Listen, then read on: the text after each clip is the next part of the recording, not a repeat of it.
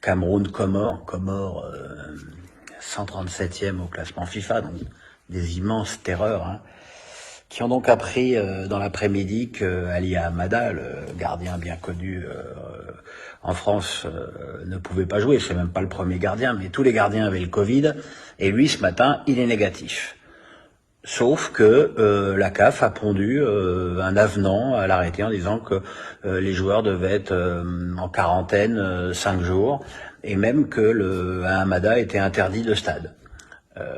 Alors que des Tunisiens ont joué 2 jours après avoir été déclarés négatifs au Covid.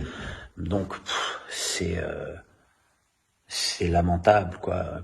Et puis derrière ça continue, quand on voit que les Comores ont été obligés de se préparer dans le bus, parce qu'ils n'avaient pas d'escorte pour aller au stade et qu'ils étaient pris dans les embouteillages. C'est même plus de l'amateurisme, là. Et comme par hasard, tout ça, c'est contre l'équipe du Cameroun qui organise la compète. On ajoute à ça le carton rouge, il faut le reconnaître, quand même assez mérité d'Abdou au bout de 7 minutes de jeu. On voit, et que donc dans les buts,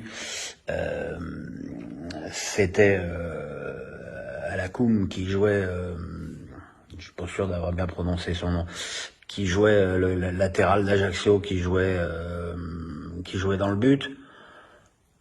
On se disait que ça allait être une boucherie, et ça n'en fut pas une, parce que les Comores, pour lesquels je me suis pris d'amour pendant ce match, ont été épatants, ils ont bien défendu, et surtout ils ont bien attaqué, et Onana a été obligé de faire de très très beaux arrêts à de nombreuses reprises, même si c'est incliné sur un coup franc exceptionnel de Mchambaga en fin de match.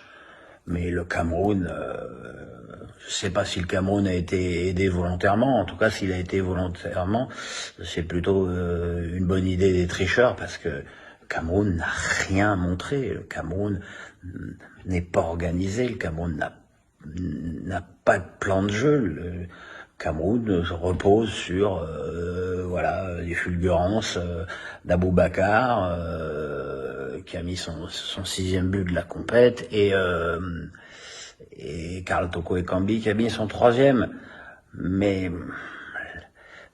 petit goût de vomi qui reste dans cette journée, et je suis tellement dépité de voir que c'est mon ami Samuel Eto'o qui est président de la Fédé du Cameroun. Alors encore une fois, je dis, il a été élu très tard par rapport à l'organisation de cette compétition, mais je peux pas croire qu'il soit satisfait de ce qu'il voit, de ce qu'il lit.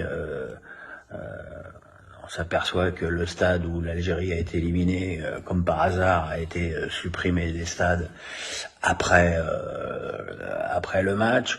Voilà, c'est pas bien. Ça donne de l'eau au moulin au nombre détracteurs de la